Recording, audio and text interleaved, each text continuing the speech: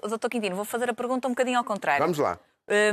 O que é que uma mãe deve fazer quando Sim. uma filha adolescente, ali na casa dos 16, 17, 18, que tem várias inseguranças, o que é que deve fazer perante essa situação? Deve incentivar a mudar? Deve tentar que ela tenha segurança mesmo com aquela imperfeição? Com aquele nariz o que é que se deve fazer? Porque isto é uma realidade de muitas mães e muitos avós. Sim.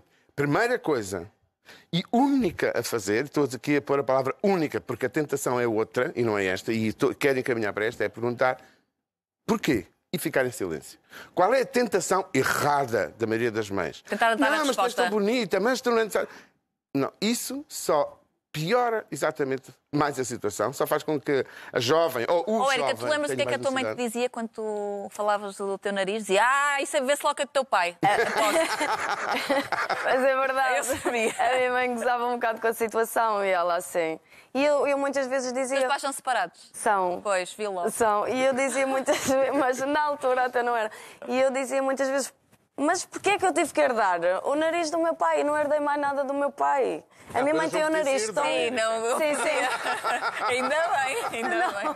Mas eu tenho assim o feitio e tudo. E eu assim, mas porquê é que eu fui herdar o nariz do meu pai? Porque a minha mãe tem o nariz de bonequinha, que ele parece assim encaixado. Sim. E porquê é que eu tive que herdar o nariz do meu pai ou do meu avô? E, infelizmente o meu irmão ainda tem o nariz pior. Ao meu, acho que os narizes crescem mais, não é? Mas é verdade. Mas há aqui um aspecto também importante. Curiosamente, mas depois nós não falamos destas coisas todas, não é? Curiosamente, os estudos dão a indicação que nós atraímos-nos mais pelas pessoas que têm algumas imperfeições, estou a chamar imperfeição, por causa de sair da regra estatística ou do design do modelo anatómico. Nós atraímos-nos mais pelas pessoas que têm o nariz um bocadinho mais torto, uma orelha um bocadinho mais larga. Atraímos-nos o rosto não exatamente simétrico. Atraímos-nos mais. Mas a pessoa está a sofrer, porque na representação da pessoa não é o que os estudos dizem dos outros, é aquilo que ela não deixa de olhar. Não é? Exato. É como estas questões de ter um nariz um bocadinho mais torto, uma orelha um bocadinho maior, são como quando temos uma ferida no dedo. Quer dizer, se eu não tenho nada no dedo, posso bater e nem me apercebo que isso acontece. Se eu tenho uma ferida, a mais pequeno toque mais lá me faz lembrar. E é necessário nós respeitarmos e percebermos que essas pessoas estão exatamente nesse sofrimento. Há uma tendência também para olharmos para aquilo que nós não gostamos, claro, não é? É isso que nos ocupa energia. Érica, provavelmente olhavas para o nariz de toda a gente que te aparecia à frente. Sim, e tentava comparar. E depois muita gente dizia que o meu nariz já era tipo uma coisa minha. Que era o meu toque, sim, que era o meu feitio. Não acreditavas nada disso? Não. Querias era um nariz novo. Eu queria narizinho novo. Então o que é que as mães devem fazer? Não devem dizer que são muito bonita ou feia. Perguntar porquê. É muito importante o perguntar porquê. Por duas razões. A primeira é, quando a mãe começa a dizer és bonita, não precisa...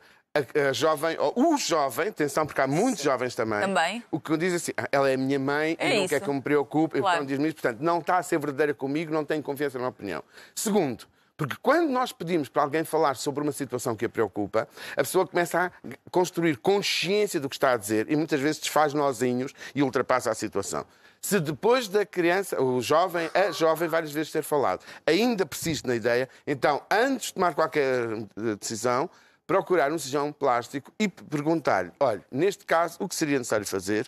Quais são as consequências? O que é que isto implica? Quais são as dores que vai passar? Sim. O que é que vai acontecer? Como é que vai ficar depois? Porque há muitas questões que devem ser colocadas. Sim. Se não fizer as drenagens todas, a questão das fibroses que vai acontecer, tudo. E ainda não é para fazer a cirurgia a seguir. São etapas de refletir. Exatamente. Se passado isto tudo, ainda continua a persistir, então, e se há possibilidade, se o médico não desaconselhou, se calhar perguntar ao pediatra, se ainda for menor de idade, o que é que acha, porque já o conhece ao longo da história, porque não fazer? As coisas existem para nós aproveitar. E o pior de tudo, Maria, são aqueles que ficam sentados no sofá a criticar os outros e não fazem nada na vida para ficar melhor.